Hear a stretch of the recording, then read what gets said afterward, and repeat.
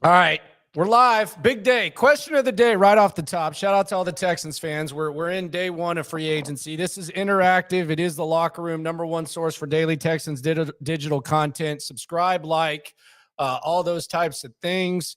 Got the Jimmy Ward video up, got the Laramie Tunstall video up, got the Jimmy Garoppolo video up, and we got this going. So the offseason's in full effect, and there's nowhere I'd rather be than here. Just the start of things already going strong. And my question of the night for you, the people, and there is a chat room. You can discuss amongst yourself, and we will read the best comments.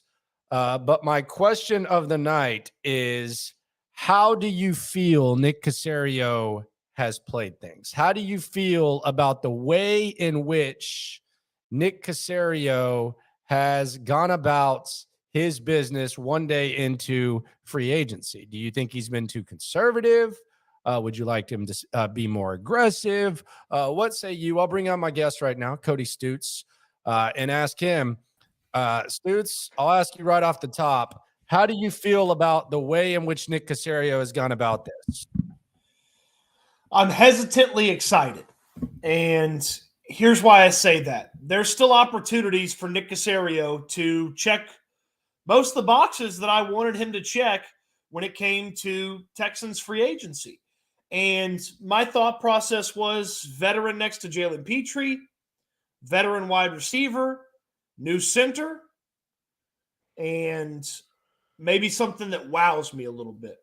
Well, there hadn't been a wow yet, and there hadn't been a new center yet, but veteran next to Petrie, check. Veteran wide receiver, check. Veteran backup that I like, that I appreciate, that I enjoy his work and believe that he can be something that's useful to the rookie, check. So Caserio's checking plenty of boxes. It became easier to stomach day one with the Jimmy Ward signing.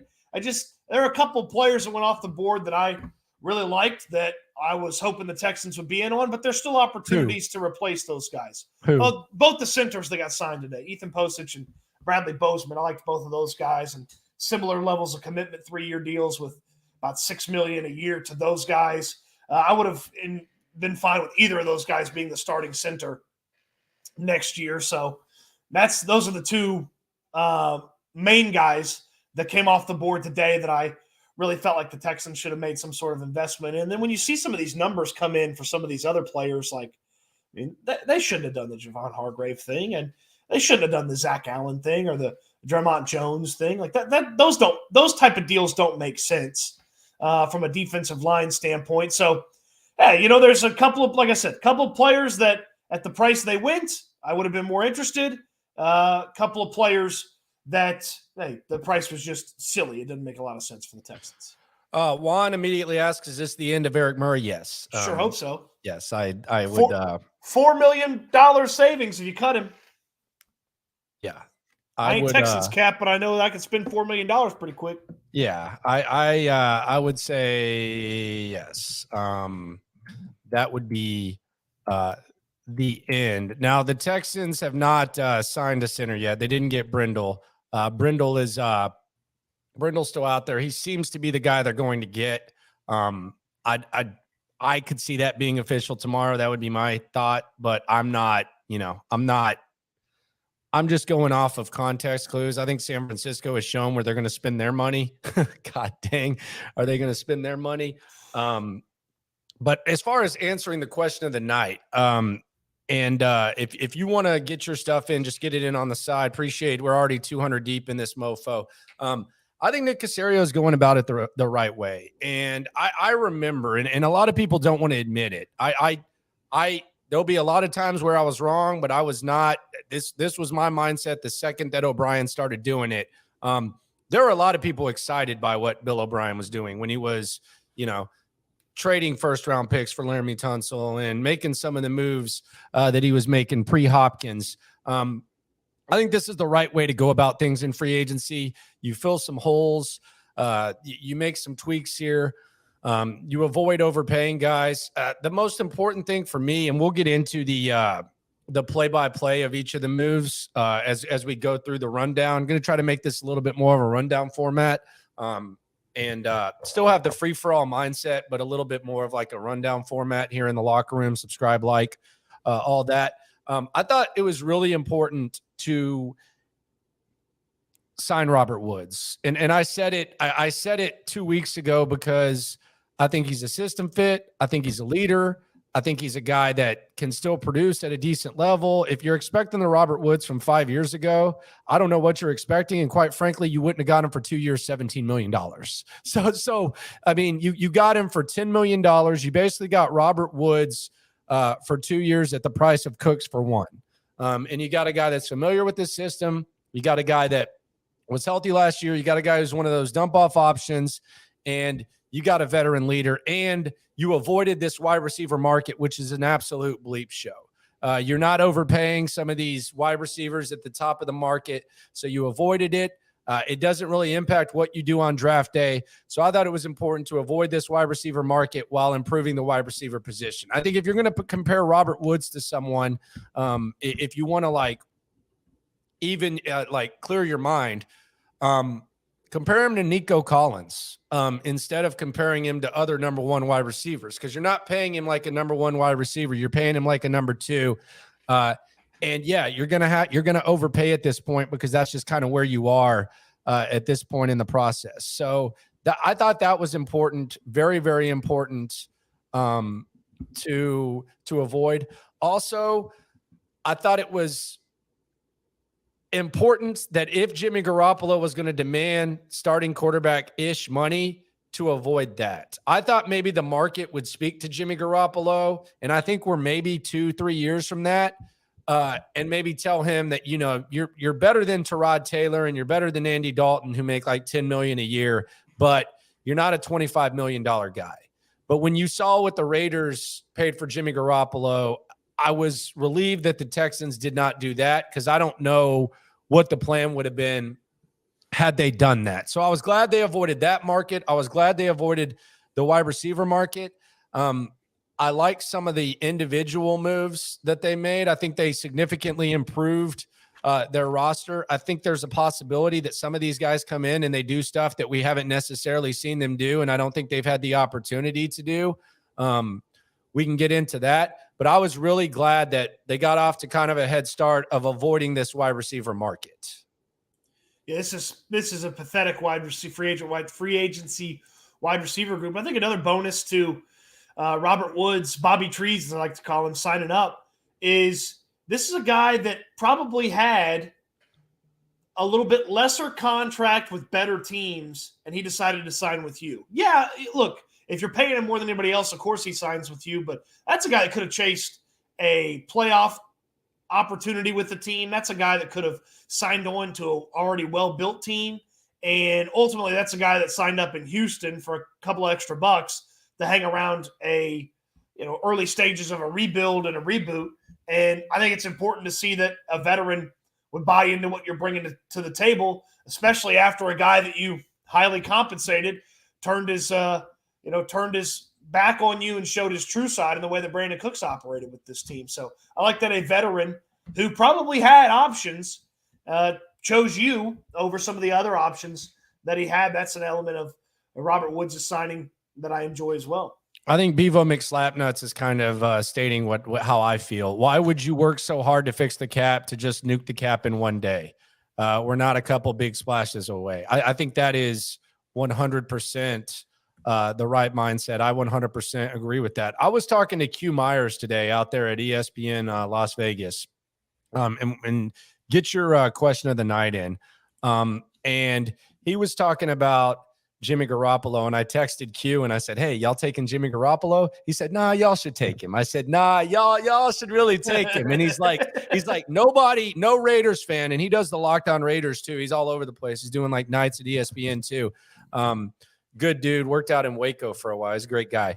But Q was saying, nobody with the Raiders fan base wants Jimmy Garoppolo. And this is a guy who interacts with the Raiders fan base as much as anyone. He said, nobody wants him. I said, that's the same here. And then it became kind of apparent with the reports that Jimmy Garoppolo was going to go there. And I'll say this, like, I don't know, your timeline might be different than mine, but I was live on the air on In the Loop Sports Radio 610, 10 to 2 Central on the Odyssey app and Sports Radio 610. And there was hundreds of texts, and I would say maybe all but 3 were thrilled that Jimmy Garoppolo was not coming here. It seemed like it was, I don't speak for an entire fan base. I never generalized the fan base into having one opinion, but it seemed to be a lot of unity in Texans fans that did not want Jimmy Garoppolo here. I just don't know how you could sell me a plan that makes Jimmy Garoppolo make sense. There's just the way the NFL operates these days. You don't sit guys for a year. Like, that's just, I get that Mahomes did it. The Steelers tried to do it with Kenny Pickett, and he sucked, and he was playing by October. So you don't sit guys anymore. So unless Jimmy G was signing up for $5-7 million a year and knew he was going to get benched, why would he come here? He's got an opportunity to start with a coach that he likes and a lot of weapons over there in Vegas. And he's making like $13 million less a year than Derek Carr, but he doesn't stay as healthy as Derek Carr. So I'll be interested to see exactly what that Raiders team looks like anytime you can have the 4th best quarterback situation, sign somebody and still have the 4th best quarterback situation in the division. You definitely should do that. Yeah. But, Garoppolo made no sense for the Texans. None. Because it doesn't make sense to play him for a year instead of Anthony Richardson. It doesn't make sense to play him for half a season instead of Will Levis. And it never made sense to play him over Stroud or Bryce Young. So he never made sense for the Texans. And the Texans never made sense for him. The thing I thought was that at least the Raiders are picking at 7 to where you're getting maybe a Levis or a Richardson who's not as ready to play right away. But with the Texans, assuming that they take a quarterback at 2, in a perfect world, you're playing Jimmy Garoppolo as little as possible, I would think. And it started to make less and less sense. Joe Blue's asking who else was bidding for Jimmy G. I don't know that. That from like a Raiders perspective, and this isn't a Raiders show, but you go from Derek Carr to Jimmy Garoppolo. That is a lot different, though, than going from Davis Mills to Jimmy Garoppolo, if we wanted to look at it that way. You're not going to find me slandering Jimmy Garoppolo's name when it comes to the guys that have played quarterback here the past couple of seasons. He's clearly a much better quarterback than those guys and is going to be around in the NFL longer than those guys as well. But he didn't – again, it made a lot of sense for the Raiders because they didn't have a lot of options for a win-now roster outside of Garoppolo. The Texans have a very clear rookie 17-game starter in their periphery, like in their vision. Like, it's very easy to see how the Texans get a rookie and play him for 17 games. Like, Garoppolo didn't fit. And the financial commitment didn't fit. It would have been wasted money. And that's why it never, sign Jimmy Garoppolo and cut him after a year because you drafted a rookie.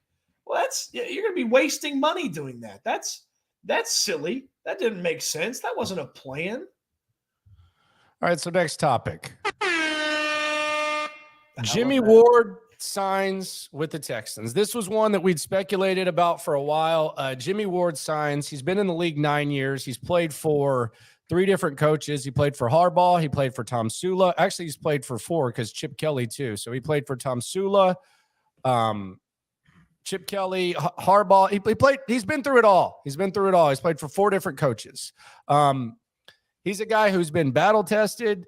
San Francisco 49ers fans were talking about him the way we used to talk about Kareem Jackson. When Kareem Jackson was a first-round pick that was struggling at one position, we talked about him like that. He's gone from safety to corner, back to safety. He's guarded nickelbacks, and he's established himself as kind of a fan favorite in San Francisco.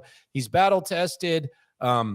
He's been through it all. He's been through this same process that a lot of Texans young players are in. He's played for multiple coaches. He's played for different guys. And he's a versatile guy that I think this could mean the end for Tremont Smith because I think he can line up on the inside. And I don't know how they're going to use him. I don't know if this is a situation where, him and Petrie are out there. Obviously, I think they'll in a perfect world, they're out there at the same time. But you obviously didn't get someone like Jesse Bates. So I'm not going to sit here and pretend. But I think Jimmy Ward, a lot of coaches like to have veterans. They like to have guys that They can help with their system, and they can mentor guys.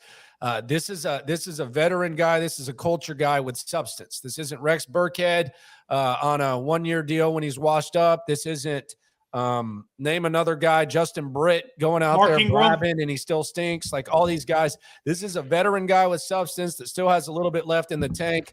He's very fun. He interacts with fans a lot. I think he has Instagram Live. And he's been through about anything that a young player can be through, anything that you can be through. Scrutinized first-round pick, 2 one-and-done coaches, the unraveling of Jim Harbaugh, the Kyle Shanahan first 2 rough years, and then on the brink, he's played in a Super Bowl. He's been on the brink of making a Super Bowl. This, to me, is a good signing. Did they sign an all-pro caliber guy? No, but these are the types of guys you need when you're building a culture, and these are quality football players that you add. I like the Jimmy Ward signing a lot.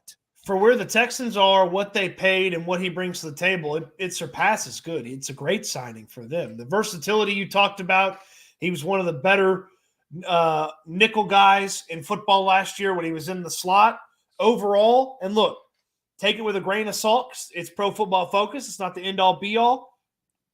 Top 8 ranked safety in all of football. Again, played a lot in the nickel, so he ended up as a top 12 ranked nickel guy last year. That's really good. And he's one of the best run defenders in the secondary. He's one of the best run defending defensive backs in football. He's not afraid to go in there, stick his nose on a running back or a guy that caught the ball short or a reverse or this or that. He's tough. He's going to set the tone. And you talk about the versatility. It's really fun to see what maybe Demko Ryan is going to do with the mix and match stuff. Does he play exclusively next to Jalen Petrie as a safety? Do they drop him in to the nickel situations on occasion? Obviously, Desmond King and some of the stuff that he brought to the table, he's still on the team right now. So the versatility, the mix and match in the secondary is going to be certainly fun to watch. And Demko Ryans has got himself a nice little chess piece to move around in the secondary however he chooses to see fit. And this would bode well for like a mid-round investment on a safety. Hey, learn from Jimmy Ward for a couple of years, and then when his time with the Texans is up, it's your time. They got some under the radar mean ass defensive backs. Like if you want to look at it, like Desmond King has that scrap to him. Jalen Petrie has that scrap to him. Steven Nelson can get nasty when you want him to. Derek Stingley's a dog when he's out there on the field. Like they got some pretty mean ass guys in the secondary, and Jimmy Ward's going to be a nice fit. He's going to be a really good mentor for these guys. I think he was a really, really good signing. I would say if you're excluding Woods and we're just focusing on day one, I would say that's the best signing that the Texans made. Oh yeah. His usefulness as a starter right away, what he's good at and how he's going to use that immediately for this team. Yeah. He's the best signing so far in day one. All right, let's go to the next topic. Let's go to someone I'm kind of familiar with, was a little too familiar with at a certain point, but I like what he can bring. Andrew Beck signs a 2-year deal. Now, Andrew Beck is interesting because he's a fullback. He's a tight end. Tom Herman used him a little bit too much. Tom Herman treated him like he was freaking Kyle Juszczyk, and he was not. And Tom Herman basically had him doing anything and everything. He's in Denver. He's a very, very good blocker. He's a very good blocker out of the full. I think Harrison might be in trouble right now. He's not even. I considered him cut today. Yeah, he's a better blocker at fullback than him. He's an underrated receiver. You can rely on him when you want to. I put out a 90-second highlight tape of him, which might actually get you a little bit excited. But he is a guy who's going to add tight end depth. He's going to add fullback depth. When you want to try to run and stuff, you're going to be able to disguise him. I could see them using him to kind of sneak out of that fullback position. Be careful on saying this Kyle Juszczyk that I heard, Kyle Juszczyk 2.0. I'm not going to go that far, but I will say I think that he can do a lot more than he's had opportunities to do so far in the NFL level. And the other thing, the most important thing, Stoots, you know this. You're a journalism grad. you got to follow the money. And when I saw this signing originally, I said, man, there's a lot of things that he can do. Like, I wonder what they think of him. $4 million guaranteed, 2 years over $6 million. They're going to use Andrew Beck. And I think if they use Andrew Beck the correct way, I called him the thumper. I think he can be a pretty good part of this offense. And I think this is the goal for every free agent signing. Every free agent signing, you should look at it and ask yourself, is his best football ahead of him? Is his best football ahead of him, or can he bring something to the table to help other guys get their best football out of them? That's like Jimmy Ward. Like Jimmy Ward can help bring the guys around him to play their best football. I think Andrew Beck, his best football is ahead of him. And if you follow the money, this ain't just some reserve fullback / tight end. They see something there. Well, I mean, look, the offensive staff and the style or the head coach, the offensive coordinator, and some of the guys from the offensive staff are coming over from a team that spent the most money on fullbacks. Like, I understand that he's not Kyle Juszczyk. I get that. But the organization they came from still spent a tremendous amount of money on fullbacks. So, yeah, the money, not insignificant. And he's immediately the starter, plays special teams well. You saw some of the special teams conversation pop up around him as well. And the versatility is nice too. And I like your comment. Yeah, best football is ahead of him. Just don't do any 4th and 1 pitches to him like Nathaniel Hackett did last year. Oh my God. Yeah. The 4th and goal, that's right. The 4th and 1 where Hackett went for it and gave him the rock. That's right. Yeah. I do remember that. Andrew Beck. But I think Andrew Beck is going to be a very, very interesting addition. And again, you follow the money, man. Follow the money. That ain't no little thing. This was one of the crunkest moments in text line history. Case Keenum, 2-year deal. Every time, if I said this earlier today, if I had a penny for every time someone said, sign Case Keenum, bring in Case Keenum, we need Case Keenum, one of the true legends of the city.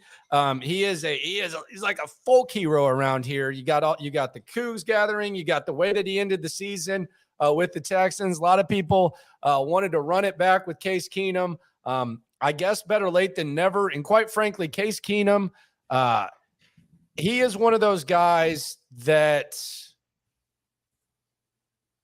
is going to be a good resource as well for whoever you bring in as a young quarterback. I don't know what it is, but quarterbacks from the state of Texas, they're really good backups. I think maybe it's because we're a little bit more advanced when it comes to football here.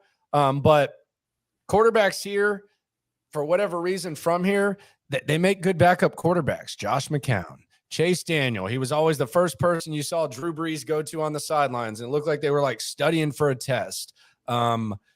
You have Colt McCoy. There's a lot of like backup quarterbacks from the state of Texas that for some reason they're just a good resource. Case Keenum knows this system. Case Keenum has had some success in this league. I don't know if we're talking about like competition between him and Mills. Does this mean the end for Davis Mills? But Case Keenum, a lot of people excited that Case Keenum is going to be putting on the Texans uniform. If I have this correct here, he's played in a Shanahan Kubiak styled system. This will be now his 4th time in that system. He played with Gary in 12 and 13. And then the Broncos in 2018 ran that style of offense. The way the Browns run offense is a similar style to the Kubiak Shanahan tree. And now he's in this offense again with Bobby Slowick. So you would hope he picks up things pretty fast from an experience standpoint, is able to help drop that knowledge on the rookie that the Texans spend the pick on. Really like Case Keenum addition. It pushes Davis Mills down the depth chart. And look, I hope that neither Davis Mills or Case Keenum ever see the field in 2023. I want the rookie to play every damn snap. And so with Keenum, the experience, the thought that maybe he ends up as a coach when it's all said and done, the commitment to him to not just 1 year, but 2 years. And I like that as a backup mind in the room. It's a guy that's played some playoff football. It's a guy that's played some Hey, I got to come in for the starter and earn my opportunity. It's a guy that's come in. God, preseason games are going to be lit. I am the starter. I got to hold the other guy off. And did you happen to I know I talked about his time in Denver. Did you happen to hit the Elway drop? Keenum? When John Elway was allegedly drunk at the press conference. I'm just making that up. That's just in my own head. But you'd have to show me a time where he's allegedly sober. Yeah, well, there we go. Texans sign Hassan Ridgeway. Next story. Another Longhorn. So 2 Longhorns and a Coug added to the Texans roster. Hassan Ridgeway, 1 year, $4 million, kind of a run stuffer type of guy, probably going to be clearing space for other guys in an ideal world. Another guy who maybe you hope his best football is ahead of him. He's going to come in here and just be one of those guys that, fills the holes for Demko Ryan. I'm sure there's going to be a specific role that they have in mind for him. But again, you bring in your guys, you bring in the vets that know the system. Hassan Ridgeway, this could go either way. Ideally, he's a rotational guy on Sundays. Worst case scenario, it doesn't work out. But this is kind of like a no harm, no foul. I don't want to say low risk, high reward. I would say low risk, mid reward for Hassan Ridgeway. If Hassan Ridgeway does what that position is supposed to do, you would think that it would help Malik Collins be a bit more effective than he was last year. I mean, if Ridgeway eats up the space like he's supposed to, like it seemed like Roy Lopez and Kurt Hinish had trouble doing at different times. If Ridgeway eats up space, it should make Malik Collins a little bit better. And, Collins had a really successful season last year. He was 3rd in pass rush win rate with defensive tackles. And I don't remember there being it wasn't some sort of massive outcry, but I know there was a comment there when he got put on injured reserve at the end of the season, Hassan Ridgeway. The 49ers fans were like, damn, that's a guy that we, leaned on and hope to have here in this run. They had a lot of guys there in San Francisco, but he played in a rotational piece. He's finished the past 2 seasons, I think, on injured reserve, or at least spent time on injured reserve the past 2 seasons. So that's something to pay attention to as well. But, look, if he ends up as the 7th best player on the front 7, okay, it's not the worst thing in the world. It's not the best thing in the world, but it's not the worst thing in the world. Blue Boy 5'9" brings up an interesting point. Hassan Ridgeway is definitely going to replace Lopez. He can rush the passer and stop the run. Roy Lopez and Kurt Hinish, I don't think both of those guys aren't making the squad. One of them is going to have to come in and really, really outplay the other. And even then, depending on the draft and depending on what we see from the other guys, I could see a scenario where neither one of them is on the team. But there last year, the interior D-line guys just got pushed around way too much. Just way, way, way, way, way too much. I know a lot of times some people say that Malik Collins was kind of freelancing a little bit. That's going to happen, especially when the season's kind of lost. But the reality is those big guys that you wanted to go in there and fill the hole with, I think Roy Lopez needs to get fat again, or fatter than he was last year. I think he's got to find some sort of middle ground, because he was way too thin last year. But the reality is those guys just got pushed around way too much. And I can imagine what happened was Demko Ryan's put on the tape and he said, whoa, whoa, you're kind of putting my backers in, and my backers aren't good to begin with. You're putting them in bad position with these guys getting pushed back as much as they're getting pushed back. So I do think Ridgeway, at the very least, one of those guys, if not both of those guys, could be gone. I would look. Here's what I'd love. I'd love for both those guys to come in and push him down the depth chart. That seems unlikely, but one of them needs to challenge him by middle of the year, you would hope. Or, hey, I mean, this is an opportunity for, a late round pick to get in the mix over one of those guys. They're going to be immediately compared to how good are they compared to Ridgeway. If they outplay him, great. That means they improved his defensive tackles. If they don't, well, that's why you brought Hassan Ridgeway in. Good old Ridgeway. Good old Ridgeway. Mansfield, Texas, I believe. Shout out to him. Next story. Don't even know if it's horn-worthy, but depth guys, maybe. Chase Winovich and Mike Boone, running back and edge guy. You might remember him from such movies as the long blonde-haired guy at Michigan. Mike Boone, I'll be honest, I don't remember him from much of anything. I think in a perfect world, Winovich can be one of those rotational guys. Maybe this year's Oko, who they lost. We'll get into that in a sec. And Mike Boone, running back depth. They're still going to be drafting a running back or maybe even signing a running back that's more prominent. These are two signings that are just kind of, okay, camp body type of things. Mike Boone sure is a weird way to spell Marlon Mack. I mean, I don't think he's going to make the team. Come on. I like Chase. No Achilles, is he? Well, I mean, then what's the excuse for not being any good? Chase Winovich is, you mentioned it, it's the Obo Okoronkwo thing. Like I've started calling it RRPP.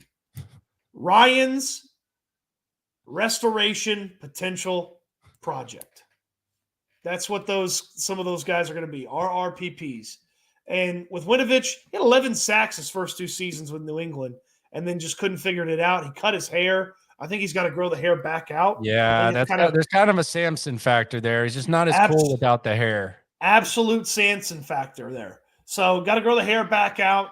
And, hey, maybe you make the team, maybe you don't. The commitment to him is not one that for sure puts him on the roster. So he's going to have to come in here and win himself a spot. And I would assume that Winovich is going to fight our guys that are already on the roster, obviously. But I would think there's going to be a handful of rookies that he's going to have to beat out as well. So the commitment to him was not one that you feel like, oh, my God, he's absolutely on the roster. But he's going to have an opportunity. See how he comes in. Maybe Demko gets the most of him, and we'll see how he fits into things. Next story, Okoronkwo. He leaves. Congratulations to him. 3 years, $19 million, 12.5 guaranteed. I know some people were saying, you got to sign this guy. I saw Texans Cap did like a whole contract negotiation with him. Here's my thing with guys like and look, I watched him dominate Texas during Texas OU. I think it was great the way he played last year, but if you're going to have Jonathan Grenard back, you hope Jonathan Grenard fills some of that production because Jonathan Grenard was out most of last season. The other thing for me is if you're an organization with a pulse, now the Texans haven't really been an organization with the pulse, but if you're an organization with one of these, you find Okoronkwo's every year. And you use them for 1 year and then someone goes and overpays them and you continue to churn the roster. I think where you find yourself getting in trouble is where you get a year like this out of an Okoronkwo and then all of a sudden you're the team that pays him 3 years, $19 million. And I had no problem with him leaving. I think you can find other ways to fill that type of production. Hopefully Grenard has a big year. So as far as him signing and going elsewhere, didn't really faze me, to be honest. Yeah, I didn't want to make the commitment to the level that he ended up getting. That seems like, I mean, look, who's he like? It's a guy that didn't play over Jerry Hughes last year. So why would he play over Jerry Hughes this year? This is a guy that was not going to play unless Jonathan Grenard was hurt. Why would he play over a healthy Grenard this year? And, oh, by the way, they're going to use a draft pick on a defensive end. So he's not playing over a draft pick. This is not some massive loss. And actually, depending on how well he plays or whatever, you might get like a little 5th, 6th round compensation pick out of this. They paid him more money than I was just lost one. I heard they just lost a 5th round pick. Yeah, who caused that? Maybe you shouldn't have fired the cap guy and stabbed him in the back like you did everybody else when you were running the organization, Jack Easterby. What is the POS, or who is the POS and Deshaun Watson? Next story. Laramie Tunstall rumors. Are they officially dead? Now, I did a video on this earlier, and you can go subscribe, like that video. These rumors weren't coming from the Texans. Like, the rumors were not the Texans are shopping Laramie Tunstall. The rumors were if the Chiefs lose Orlando Brown, they could look to Laramie Tunstall, which means they would make a phone call, which would make sense because Laramie Tunstall has 1 year on his deal. And we've talked about Laramie Tunstall being traded for, I don't know, over a year, kind of went away at the end of last year. So it's not like the Texans were saying that they were shopping Laramie Tunstall. That was never the case. That wasn't what was said. And today, with the news that Jawan Taylor, who, by the way, had his best year last year in Jacksonville, is going to the Chiefs. They're going to move him to left tackle. The Laramie Tunstall rumors appear to be dead, and I don't know how alive they were to begin with. Can we put the Laramie Tunstall rumors to bed? Could they reemerge? What are your thoughts on that? I think at the very least, they're kind of shooed to the side. They can't be put to bed until Laramie Tunstall gets a contract extension. When Laramie Tunstall gets a contract extension, we can put him to bed. But if you're Laramie Tunstall, I'm not also sure that he wasn't the one that put this rumor out there. I mean, he doesn't have an agent. He'd have to work his own info and things like that. But if you're Tunstall and your initial conversations with the Texans have not been fruitful to the level where you want the money, you do what every other NFL player who doesn't see the money on his current team does. You see if there's interest from somebody else to give you that money. Somebody will pay Laramie Tunstall exactly what he wants. Somebody will. Do you think it should be the Texans? It remains to be seen if the Texans find that number. I don't see like a realistic plan to replacing Laramie Tunstall. Like, I don't want to use the 12th pick on a left tackle. Like, that's not what I want to use the 12th overall pick on. Well, the guy move Titus to left would be what a lot of people would say. Move Titus to left and draft a tackle. Well, then Titus Howard's, if he plays well for a year, then he costs $20 million a year, just like Jawan Taylor. So why not spend $25 million a year and keep Laramie Tunstall? Like, I like Titus Howard. He should have been the left tackle before Laramie Tunstall was here. But Bill O'Brien was a stubborn dumbass and wouldn't play him there. It's like, I like Titus, but he's under contract for 1 more year, just like Laramie is. And if you're Titus Howard, you got to look over at Jawan Taylor and say, well, damn, that guy's making $20 million a year. I feel like if I have a good season, I could do the same thing. Well, it's going to be even more if Titus moves to left tackle and plays well this season. So I don't know that I'm down for that plan. Then who's the right tackle? Charlie Heck's going to be the right tackle? I mean, you got to go sign somebody to be the right tackle. Look, I was in favor of a different plan than Laramie Tunstall when there were clear avenues to replacing Laramie Tunstall, but there's not a super clear, makes a lot of sense avenue for Laramie Tunstall. And my other question would be, if you can't spend money on Laramie Tunstall, who can you spend money on? Like, if he doesn't earn a new contract, who's ever going to earn a new contract?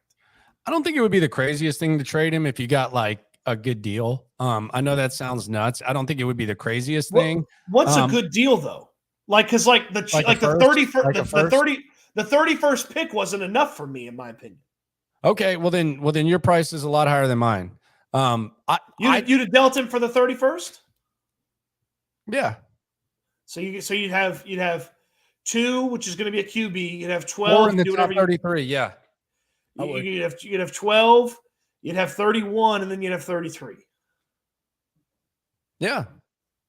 And then you just figure out one of the tackle spots. It's like maybe you trade out for a tackle. It doesn't seem like tackles are going as early as they typically do. I mean, I don't know. I've seen a few mocks, but like I can go either way with it. And the good thing about Laramie Tunstall is he's not in his feelings. Like, all Laramie Tunstall cares about is money, chilling, and playing football when he needs to. And he's not going to bring drama, but if they decided that, they wanted to go in a different direction, it wouldn't be the worst thing for it. Would I recommend it? Like, do I think you need to trade him? No, but I've seen some people say like it would be fireable and all that type of stuff. I don't see that much. I don't see it as like some sort of like crazy end of the world thing if it happened. Laramie's going to be good, man. Laramie's going to be good no matter what. I think it's somewhat notable. There's a lot of people that are worried that, Laramie Tunstall's motivated by money. And so if you give him the big contract, is he going to go out there and play? Is he going to play as well as he recently has? I think that's a valid concern. Well, I think that's a valid concern. Well, I think the media helped the Houston Texans out a little bit. To me, conversations, watching the way he's played, how he's talked about it, it somewhat, to me, matters to Laramie Tunstall that he wasn't an all-pro. and he believed he was playing at an all-pro level and believed he was maybe the best left tackle in football. To me, it matters that Tunstall wasn't an all-pro, and it might matter to him. And you may get the same level of effort that you got this past season from Laramie Tunstall in hopes to find himself an all-pro on his resume when it's all said and done. He was better than Andrew Thomas this year. Like, I understand that Thomas got the all-pro nod. He was better than Andrew Thomas. Here you go. You're feeding the beast now. You're feeding the beast now. He wasn't better than Trent Williams, but he was better than Andrew Thomas. I could go either way with Laramie Tunstall. I really could. I like the guy, friend of the show, but I'd go either way. And look, you're talking to a guy that's I'm not the biggest fan. Like, I don't value left tackles like everybody else does. I just don't know that there's a good enough plan to replace him. That you move on. Like, I like Titus a lot, but if you tell me that the plan is Laramie's traded, Titus is the left tackle, and then in a year you pay Titus Howard Jawan Taylor's contract, I'm out. I'd rather just pay Laramie Tunstall now. Let's revisit the question of the night. How do you feel about the way Caserio attacked day one? Both of us are okay with it, but I think you agree, and I think most people agree, most listeners. Subscribe, download the Odyssey app. I think most of us agree that you need a center. You need a center. Like, that's the thing here. I know that's not the sexiest thing, but there's such a snowball effect with a center, because if you're trying to maximize, and this goes back to what I said about free agents, you either bring in guys whose best football is ahead of them, or you bring in guys who can help you and help people around them provide you with their best football in the future. And if you want to have any chance in hell at validating Kenyon Green as a first round pick, he's gonna have to play with a center. Like, he's gonna have to play with a good center, or else you're gonna be screwed. There might be times where the backup plays, but if you're gonna line up 17 games, and God bless him, he was thrown to the situation. But if you're gonna ask Scott Quessenberry, or more importantly, ask Kenyon Green to play 17 games with Scott Quessenberry by him, he's not going to be worth a damn. And you're not going to maximize it. So you have to get a center. Even if you sign a center, you can still draft a center, but you've got to improve the center play. And this is not like some pipe dream. A lot of times there are pipe dreams in free agency. This is a realistic goal that they can make happen as soon as right now, honestly. It should have been done today. One of the two guys that were signed today should have been the center. I get that this Brindle cat from San Francisco, I understand he knows the system, and he, first opportunity to start, he starts all the games last year and plays pretty well. Well, then why isn't San Francisco trying to keep him if he's so damn good? So Posich from spending Cleveland, a lot of money today, though. Posich from Cleveland was my guy. Ended up getting paid $6 million a year. I guess that was too expensive. Well, I guess it's one more year than Nick Caserio likes to commit to people. No 2-year. It's amazing he's married and has been married this long with the amount of short-term commitments he wants to make. Goodness. The only 3-year commitment he's made is to the punter. It was a good commitment, though. No, it was a good commitment. The guy's a baller. It's been fine. Mr. Robot asks an interesting question, which leads to another question from me. He talks about Scott Q sucks, borderline the worst center in franchise history. Is Scott Quessenberry worse than Nick Martin?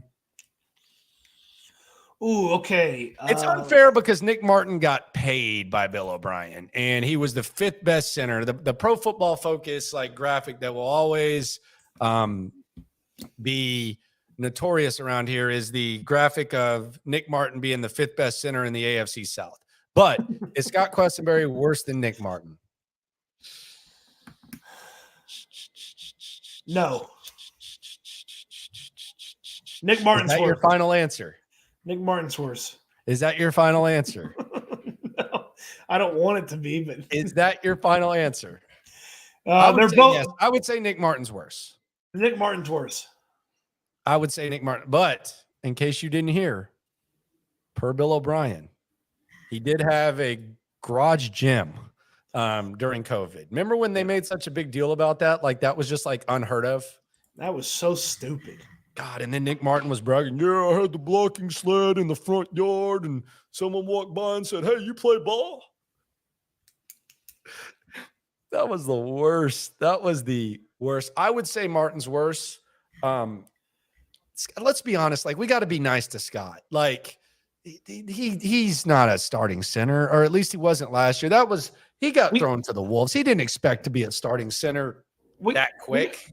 We got spoiled too, though, because like Chris Myers was really solid and really good for a long time, and then they handed it over to Ben Jones, and he was good. And then Jones, he wasn't as good as he was when he left. Ben Jones left, and then was fantastic for the Titans for a few seasons. And then they handed everything over to Nick Martin, and the center position fell apart. How'd you feel about? And there's multiple people who've said it.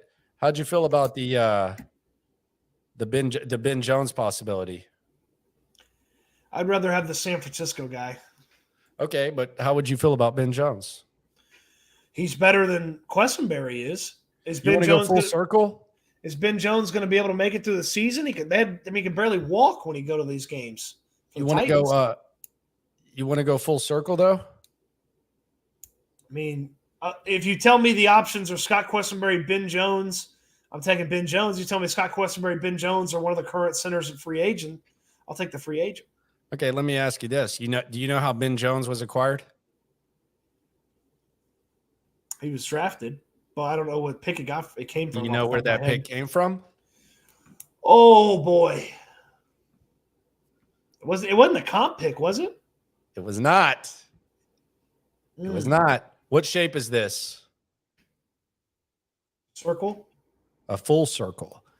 It was acquired in the Demko Ryan's trade. Oh, how about that? Yes. By the way, the 2 picks that the Texans got for Demko Ryan's, you know who they drafted? Now, these guys were okay here, and they went on to have better careers elsewhere. Ben Jones. Can I guess the other one? Yeah. Is it an offensive lineman? Yes. Was it Brandon Brooks? Yes. Oh, yeah, because allegedly the offensive line coach thought that Brandon Brooks was soft. And it was soft, and he wasn't tough enough. And then he was on All-Pro for the Eagles. I had Weeksy on this weekend. You can go check that out. John Weeks came through. We had a GOAT in the locker room. I had him name which teammate since 2010, because he's been here so long, would win if they had a tournament, a UFC heavyweight tournament, who would win. And he was throwing out Dwayne. He talked about JJ, and he said Brandon Brooks is kind of a sneaky, could win the MMA heavyweight title tournament of the Texans. Jeez. Yeah, so Weeks, that's what Weeks said. So there have been not tough enough. His teammate kind of disagreed. Okay, I'm trying to think. I mean, he'd know better than I would. There have been some. I think Chantrell Henderson wasn't very good, but I feel like that dude could F some people up. Yeah, I mean, how about Matt Khalil? Did you see the way he was moving? You want to talk about Ben Jones not moving? Did you see the way Matt Khalil was moving when he got here? He couldn't even. Dude, they almost had to give him Romeo's golf cart to get to practice. Oh man. All right, so let's go to the questions from the peeps. Get your comments in here. This is just going to be a little bit of a free for all with the questions. Again, subscribe, Murray McDougal asks, any chances we go get Austin Eckler? He would fit our system so well. Forget Bijan, pay the guy who we know does it.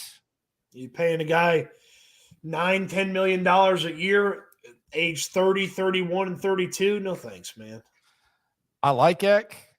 He has a special place in my heart. He won me a fantasy championship this season. Screw you, Stoots. And he does love fantasy football. He loves fantasy. Get the hell out of here. He does love fantasy football. So always get him on your teams. He plays a lot of fantasy, but I'm more get Bijan Robinson, get Gibbs, get some other backs. I like Eck, but I don't think and I don't know, how do we know he fits here? What's that based on? He had 38 touchdowns the past 2 seasons, which is Yeah, I mean, I think obviously he top fits of the anywhere, league. but they say fits here. Like, what specifically? Like, why? Like, I'm not saying he doesn't, but is there like, where does he not? Like, tell me where Austin Eckler doesn't fit. Like, when you say someone fits somewhere, it's like, okay, he's been in this system. Like, where does Eckler not fit? Eckler fits anywhere. You know, he was 5th in receptions in the NFL last year. Not surprising. 107, more Not than surprising. AJ Brown, same as CeeDee Lamb. Victor Diaz asks, he thought today, or comments too, I think a big win today for sure was not signing Jimmy G to that money. I think we both agree. I didn't want him for any money. I didn't want him if he was paying the Texans to play. Josh and Sosa asks, would the Texans sign Dalton Schultz? He can't block, man. And I like Dalton Schultz.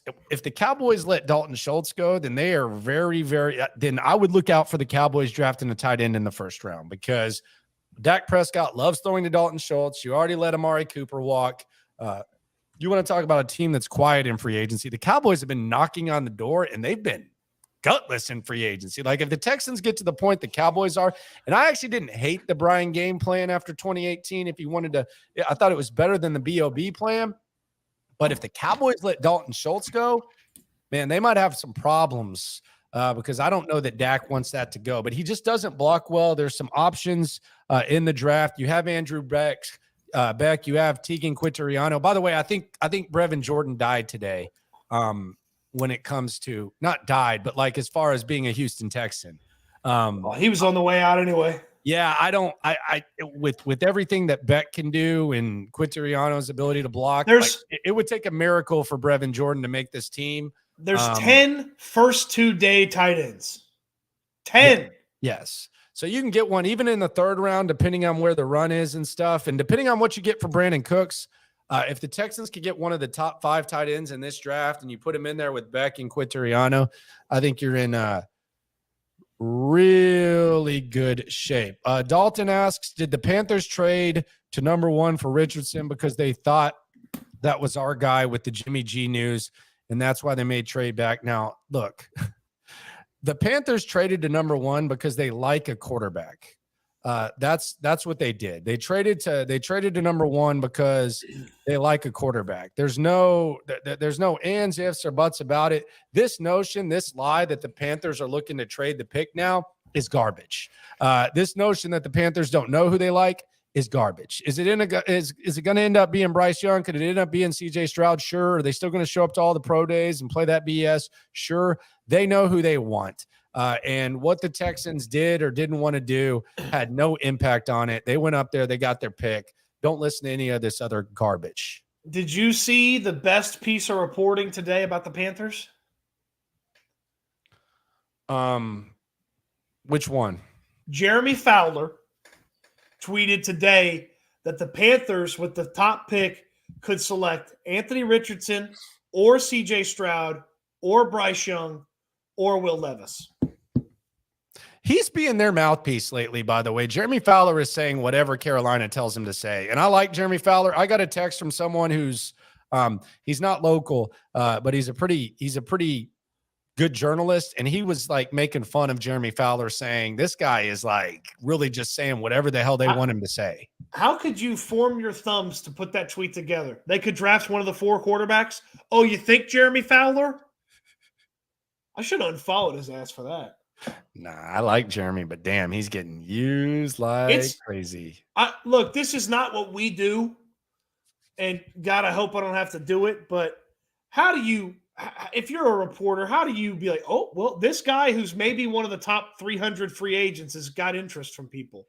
Really? Yeah. Why are you doing that? Some of these guys do favors, and hopefully the favor comes through. Some of these guys, like these media types, these reporters, they think they're getting favors. They're not, and they just end up looking silly.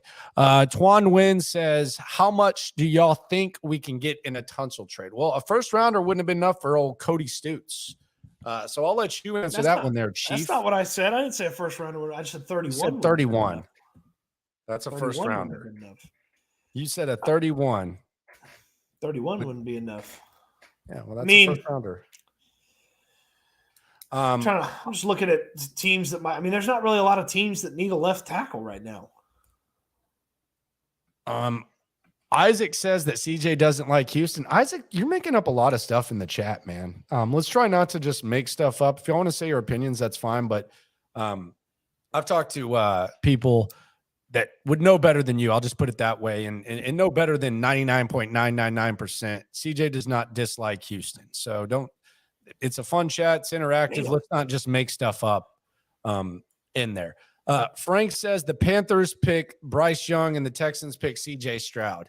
That could happen. I mean, the betting odds say different. Like the betting odds say, if you think that, go make a bet. You can get Bryce 4-1 right now. Go bet $100, win 500. Walk away with 500. If you think that, go make that bet. The betting lines say different, and that was a hell of a swing. I can't. I'd love to see Frank Reich make like a dating profile where it says no QBs under 6'4". His starting quarterback hasn't been under 6'3" ever. That's a stat right there, sir. His starting quarterback hasn't been under 6'3".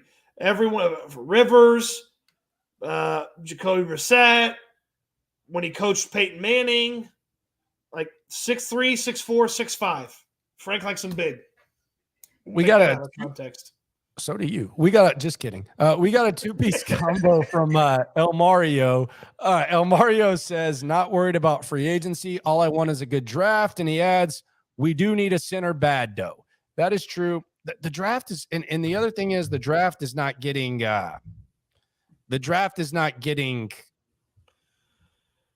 impacted by this. They're still going to have the same approach. The tough part about the draft to fill all your needs, and a lot of your needs, is every round you go down, it's less likely that player is as good as you need him to be in the first year.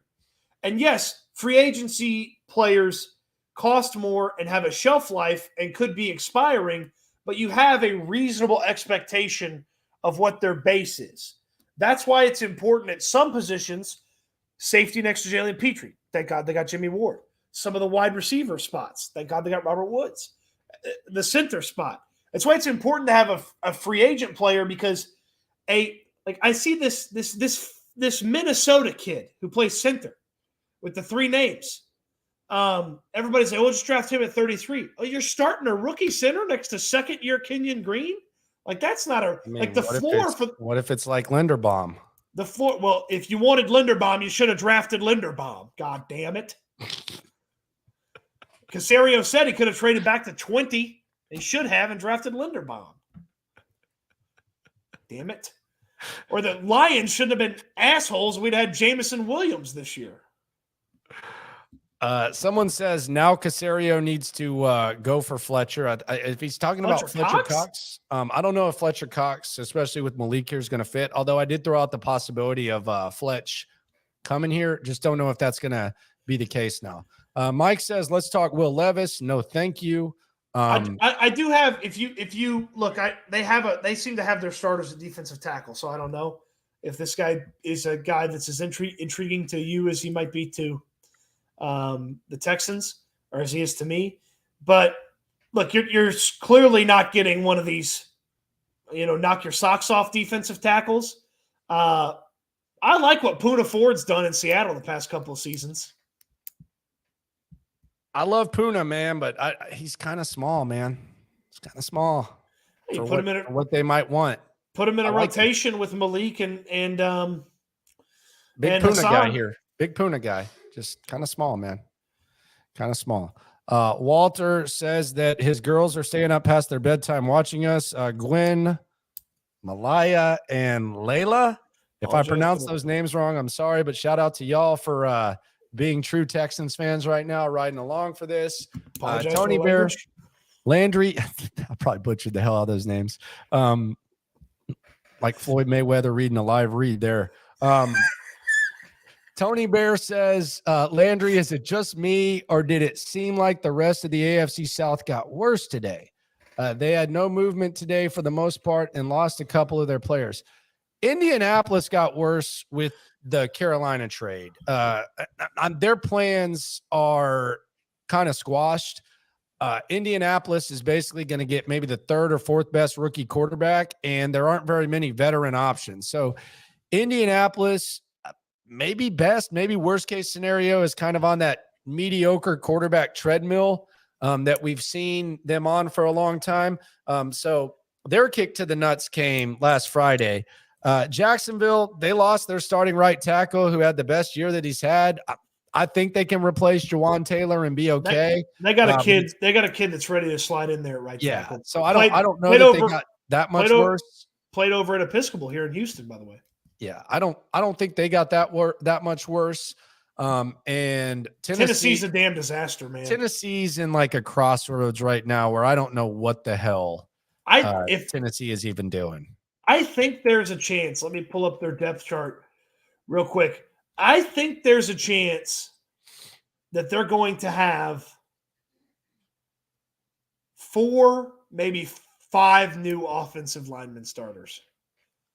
Like they're for sure going to have a new center and a new left tackle. Yeah, 2 of their leaders too, and a new guard. Yeah, but they could theoretically have 5 new starters on the offensive line. Yes, they're in a crossroads. Period. Venom 10 says Tyree Wilson and Jalen Carter could be a scary defense for the Texans if they drafted. They're not taking Carter at 2. How do you get both those guys? If Tyree Wilson falls to 12, then as much as I talk about wide receiver and all that, I want Smith and Jigba at 12. He's my target, although I could see Chicago very easily taking him to give him to Justin Fields as yet another weapon. But Smith and Jigba's my guy. But if Tyree Wilson is there, goodness gracious, I don't think that's going to happen, though. Although I do see a lot of quarterbacks going pretty early in this draft. Well, unlike last year, I think four at least gone in the top 10. If I think ultimately we're going to get 4 for 4. We'll get the first ever 4 for 4. It'd be like a Wendy's. Wendy's should sponsor the draft. It was 3 for 3 in 2021. Yep, I believe at least we're getting 3 for 3, but we probably will get 4 for 4. JB asks the question, very simple, very straight to the point. Is the roster noticeably better today? My answer would be yes. How many starters did you get? You got a starting fullback. Andrew Beck's going to start at fullback. Ridgeway's probably going to start at D-line as of right now. Yeah, he'll be next to Collins in the tackle spot. Woods is going to start at receiver, so you got that a couple of days ago. Jimmy Ward's going to start at safety. And what is that, 4 starters? Yeah. So there you go. 4 starters. Not bad. So, yeah, you're better. What does that mean? Don't know. How much better? TBD. But definitely better. B. Rios has a wish list. Sign a legit center. Bring back some Niners for defense. A Minahu and some other guys. I don't think a Minahu's coming here. But he definitely lost some money with the off-field stuff. And I think the charges got dropped. But a Minahu looked like he was on track towards like $8.5 million. Did end up still playing, but I don't know what happens with the Minahu. Also think he might have kind of done himself a disservice with how much he liked to be on. And I love Chuck. But with how much he liked to be online talking during the Texans. By the way, did you see Lonnie Johnson talking about coming back? What? That dude there, man. That dude is something else. All the crap that he talked, and now Lonnie Johnson's like desperate for a job and talking about coming back to Houston. If Lonnie Johnson wants a job with a Houston team, the Gamblers are looking for a corner. Would he start? Kyle G asks, are we saving our money for Lamar? No, we're not. Hitman, are we picking up a running back free agency or the draft? Maybe both. I could see them bringing in some other. So I could see them bringing in multiple backs. I would think at this point you're going to get a rookie running back, and then I don't think it's out of the question they draft another rookie. Like Mike Boone ain't guaranteed to be on this team. No, not at all. Can't body. Joe Blue, what's more likely? We trade up to the first round, second round, or both? I would say both. You have 2 third rounders. You can use those third rounders to trade up to the first. You can trade into the second. They're not going to use all these draft picks. So there will be some stockpiling. There will be some trading. I could easily see both of those scenarios and both of those things happening. So I like Jackson Smith and Jigba like you do. So if it was Bryce Young at 2, Jackson Smith and Jigba at 12, I would look for, I don't know which team exactly, but if one of these defensive linemen started to slip, like Hercules from Iowa or Brian Brzee from Clemson, I'd love to jump back into the first for one of those guys and have a little 3 first-round pick action. I'm changing the way I talk about those big ass D linemen from the Big Ten after me trying to crap on Karlaftis last year. Good God, that ended up being a good pick for Kansas City. I like that. I like that Lucas Van Ness kid from Iowa, man. He got some off the charts athleticism. Hadn't played a ton of football, just kind of starting to get into it. Played hockey growing up, so he's tough as crap. So what does that mean? He played hockey, so he's tough as crap. So all hockey players are tough now? Yeah, when you're a big target like that, you get hit more. Come on. Okay. I didn't know we were going to get fake Melrose commentary from you. Let me slick the hair back, baby. Your hair won't slick back, bro. You ain't got enough there. You try and cover up that one spot. I see you. You're not fooling me, sir. I have the best hair in Houston radio. The best hair in Houston radio. Yeah. Who's got better hair than me? Clint. John, he don't have any hair. Clint. John, bald. Clint got that brown Ray Lewis spray on stuff. Maybe show when he gets his haircut. When he's edged up, he's pretty slick. My hair is better than yours. No, it's not. Come on. Oh, it's not. Show the edge. Yeah, my hair is definitely better than yours, sir. No, it's not. People can't see. You're too tall. Crazy as hell. All right, man. Day 1, hell of a day 1. Day 2 is going to be exciting. Wish list center, and we'll see what happens. It's going to be fun. Stoots, appreciate you. Throw out your YouTube channel. You'll also be able to see this on there. Throw it out. Hey, you Google Cody Stoots, you can find it, or youtube.com, Cody Stoots 1. All right, there we go. Appreciate you, man. Appreciate you. All right, it's great, Cody Stoots. Here inside the locker room. Appreciate all the comments. Don't forget to subscribe. Don't forget to like. Don't forget to go back to the other videos. We got a hell of a lot of stuff. The reaction to Robert Woods, the reaction to the trade. We got a Jimmy Ward video today. We got a Jimmy Garoppolo. We got a Tunstall video today.